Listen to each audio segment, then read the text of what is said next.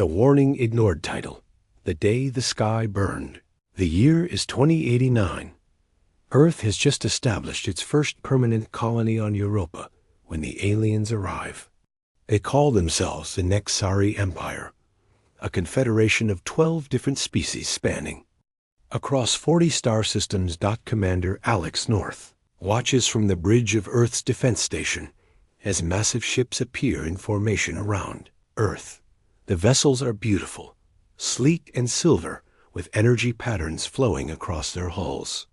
Like liquid light, they dwarf anything humanity has ever built. The Nexari send a diplomatic message. Ambassador Prime Cole, a tall creature with 4 arms and crystal-like skin, appears on every screen across Earth. His voice is calm and measured as he speaks through translation devices. People of Earth, he begins, your species has caught our attention. You have achieved space travel and show promise as a civilization. However, your aggressive nature concerns us greatly. Dr. Emily Ross, Earth's leading xenobiologist, studies the transmission from her lab in Geneva. She notices something troubling in the alien's body language. The way Cole's secondary arms remain perfectly still, a sign her research suggests indicates deception in several known alien species. The Nexari present Earth with an ultimatum disguised as an offer. They will allow humanity to join their empire as a protected species. In exchange, humans must surrender all military technology, restrict their expansion to 3-star systems, and accept Nexari oversight of their government. President Mike Chun calls an emergency session of the World Council. The debate is fierce. Some leaders, terrified by the alien's superior technology, argue for acceptance. Others, led by General Kate Stone, insist that surrender would mean the end of human freedom. The Nexari give Earth 72 hours to decide. During this time, Dr. Ross makes a disturbing discovery. She intercepts alien communications and realizes that the protected species status is actually slavery. The other 11 species in the Nexari Empire are all given the same choice: submit or be destroyed. Lieutenant Ben Davis, stationed on the lunar defense grid, reports strange activity. Nexari ships are secretly scanning Earth's military installations and population centers. They are preparing for war regardless of humanity's answer. Dr. Ross tries to warn the World Council, but it's too late. President Chun, believing he can save humanity through diplomacy, announces Earth's acceptance of the Nexari terms. The aliens are invited to establish monitoring stations on Earth and its colonies. The Nexari response is swift and brutal. The moment their ships enter Earth's atmosphere, they begin attacking. The monitoring stations reveal themselves to be weapons platforms. Cities across Earth come under bombardment from energy weapons that make nuclear bombs look like firecrackers. North realizes the truth too late. The Nexari never intended to honor any agreement. The 72-hour deadline was simply time to position their forces for maximum destruction. This is how they conquered the other 11 species in their empire. The first day of attack kills over 1 billion people. The Nexari focus on major population centers and military bases. Their weapons don't just destroy, they completely vaporize everything they hit, leaving behind only glass craters where cities once stood. General Stone, commanding from a deep underground bunker in Colorado, coordinates Earth's desperate defense. But human weapons barely scratch the alien ships. The Nexari shields absorb nuclear missiles like raindrops. As the part ends, Commander North broadcasts a final message to any surviving human forces. They gave us a choice between slavery and death. They lied about the choice, but they told U.S. the truth about one thing: we are an aggressive species. Now they're about to learn what that really means. The Nexari believe they have won another easy victory. Their historical records show that most species surrender after losing their major population centers. They prepare for the standard occupation procedures. expecting the few human survivors to beg for mercy. They are about to learn their first lesson about humanity.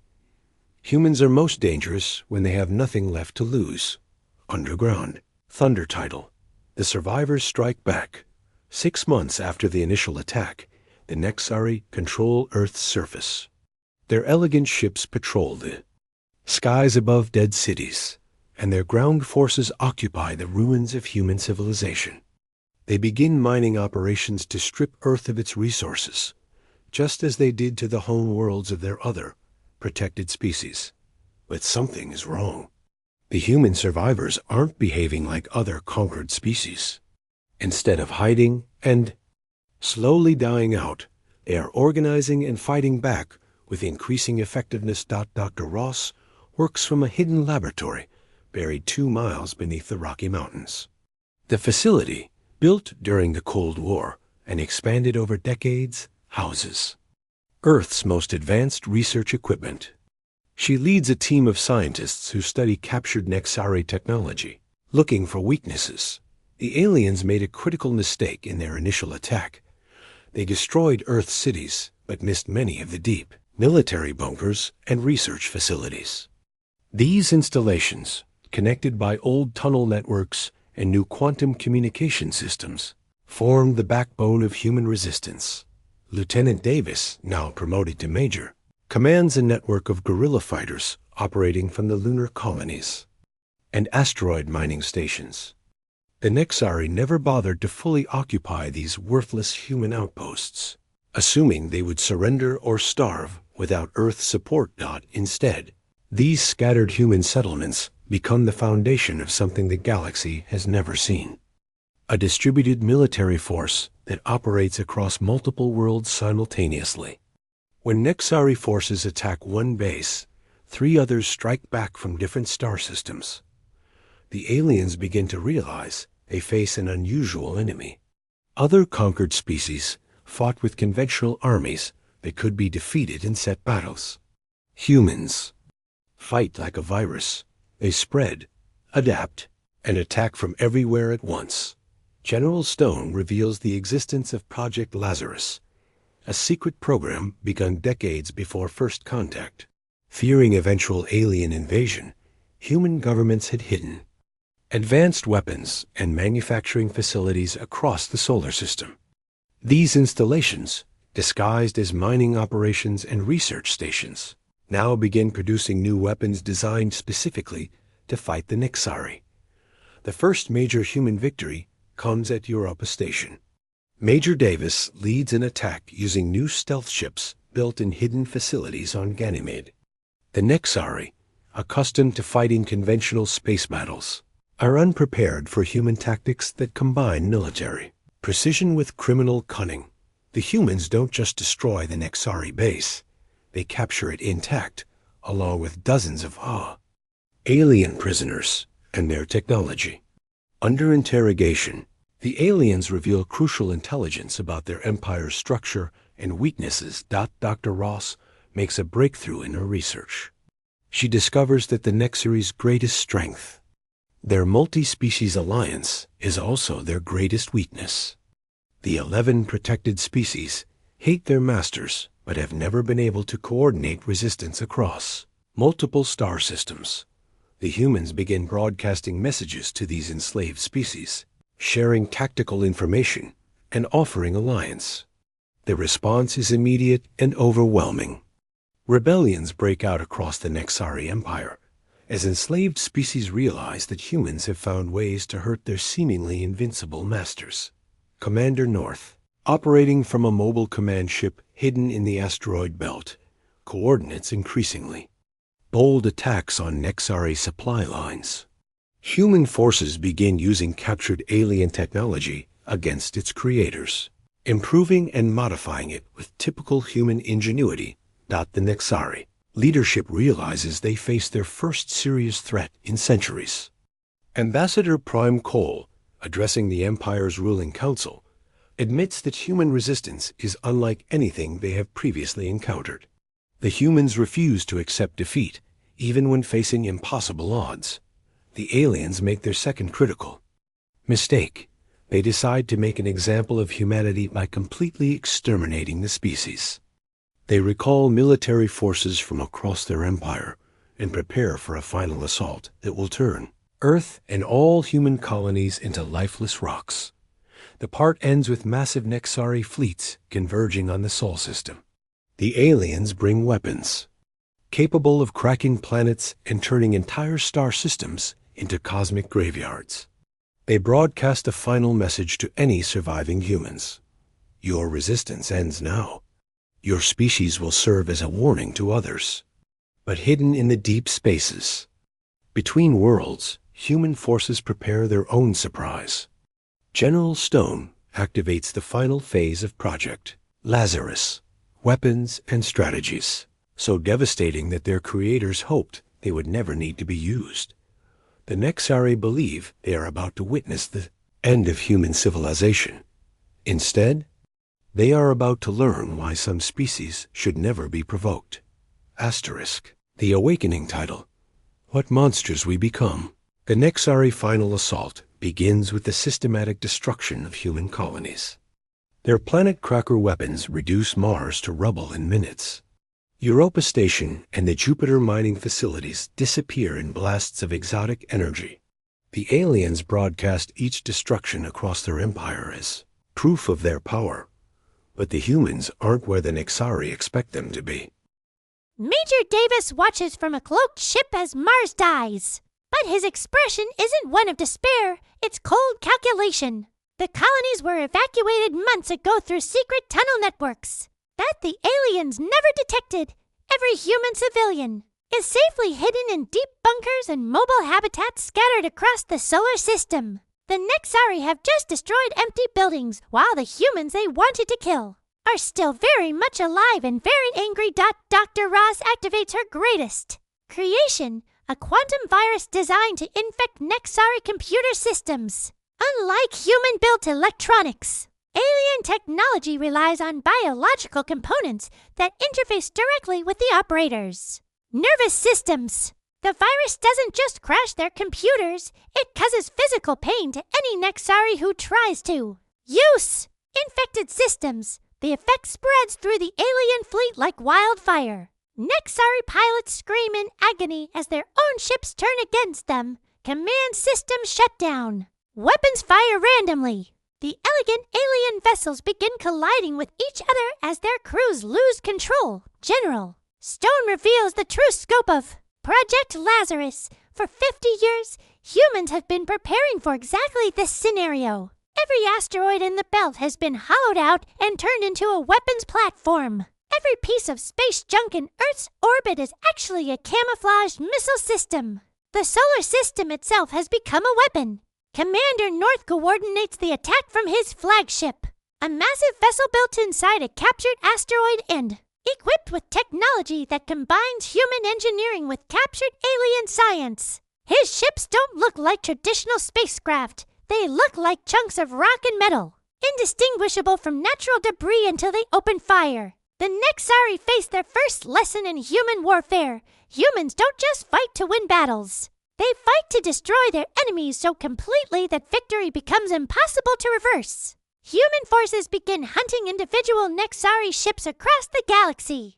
Using captured alien technology, they can now travel faster than their enemies and strike without warning. Small human squadrons appear at Nexari bases, destroy everything of value, and vanish before reinforcements arrive. The enslaved species within the Nexari Empire watch in amazement as their masters, beings they thought were invincible, flee in terror from human attack forces. Rebellions spread faster than the aliens can suppress them. Dr. Ross makes contact with scientists from the enslaved species. Together, they develop new weapons that exploit specific weaknesses in Nexari biology. The aliens discover that their multi-species empire has become a liability. Weapons designed to kill one species are being used by others who are immune to their effects. Lieutenant Colonel Amy Hill leads a strike force that penetrates the Nexari home system. Her mission isn't to destroy their world, it's to capture their historical archives and learn the locations of every Nexari installation in the galaxy. What she finds in those archives changes everything. The Nexari haven't just conquered 11 species, they've completely erased 43 others. Entire civilizations were wiped out so thoroughly that no trace of them remains. Trillions of sentient beings have died to feed the Nexari empires. Expansion. The humans realize they're not fighting for their own survival anymore. They're fighting to prevent future genocides. The Nexari have proven they will never stop conquering and killing. They must be stopped permanently. Major Davis leads the assault on the Nexari Military Academy. Instead of simply destroying it, the humans capture the facility and force the alien cadets to watch recordings of their empires. Crimes! Many young Nexari, seeing the truth about their civilization for the first time, switch sides and begin helping human forces. The part ends with Ambassador Prime Cole sending a desperate message. To all Nexari forces, the humans have become something. We cannot fight. They do not seek victory. They seek our complete destruction. All units are ordered to retreat to the home worlds for final defense, but it's too late. The humans are no longer the primitive species the Nexari attacked a year ago. They have become something new, a force that combines human determination with alien technology, and the righteous fury of 43 extinct civilizations crying out for justice. The hunters have become the hunted, and humanity shows no mercy for those who showed none to others. The reckoning title, the last fleet 1 year after their final assault. The Nexari Empire is collapsing. What began as the conquest of a primitive species has become a galactic war that threatens their entire civilization. The humans have done something unprecedented in galactic history. They've united all the enslaved species against their masters. General Stone coordinates a military alliance spanning dozens of worlds and multiple species, all focused on a single goal, the complete elimination of the Nexari threat. Commander North leads the first interspecies fleet in galactic history. Human ships fight alongside vessels from the 11 enslaved species, sharing technology and tactics in ways the Nexari never allowed. The alliance grows stronger with each victory as more species join the fight. Dr. Ross has become something more than a scientist. She's a weapon designer whose creations specifically target Nexari weaknesses. Her latest invention is a biological agent that attacks the neural interfaces the aliens use to control their technology. Nexari who are exposed lose the ability to operate their advanced equipment, reducing them to helpless primitives. The Alliance forces employ a strategy the galaxy has never seen. Total warfare combined with perfect mercy, they destroy every Nexari, military installation, and weapon. But they offer sanctuary to any alien who surrenders and renounces their empire's methods. Many young Nexari accept this offer, horrified by their species' history of genocide. They provide intelligence about hidden bases and secret weapons, helping the Alliance track down every remnant of Nexari military power. Major Davis, now commanding an entire battle group, leads the assault on the Nexari reserve fleets. These ancient vessels, hidden in deep space for centuries, represent the last hope of the Empire's military. The battle is fierce, but the outcome is inevitable. Human tactics combined with allied technology overwhelm the alien defenses. The Nexari leadership makes a final desperate decision. If they cannot win the war, they will ensure that their enemies pay the ultimate price. They activate planet killer devices hidden throughout their empire, intending to destroy every world that has joined the human alliance. But the humans anticipated this move. Lieutenant Colonel Hill's intelligence teams have spent months locating and disabling these weapons. When the Nexari try to trigger their doomsday devices, nothing happens. Ambassador Prime Cole, trapped in his bunker on the Nexari home world, realizes the truth. The humans haven't just defeated his empire, they've out-hot it at every turn. Every Nexari strategy has been anticipated and countered. The final battle takes place in orbit around the Nexari homeworld. Their last fleet, commanded by War Prime Nex, makes a desperate stand against the approaching Alliance armada. The Nexari fight with the fury of a species facing extinction, but they are outnumbered 50 to 1. Dr. Ross watches from the command ship as Nexari vessels are systematically destroyed or captured. Each alien ship that surrenders is boarded by mixed teams of humans and former slaves working together. A sight that would have been impossible. Under Nexari rule, General Stone receives a transmission from the planet below, the Nexari civilian. Government offers unconditional surrender. They will disband their military, destroy all their weapons, and accept whatever judgment the Alliance imposes. Commander North studies the offer with his staff. The easy choice would be to accept the surrender and end the war.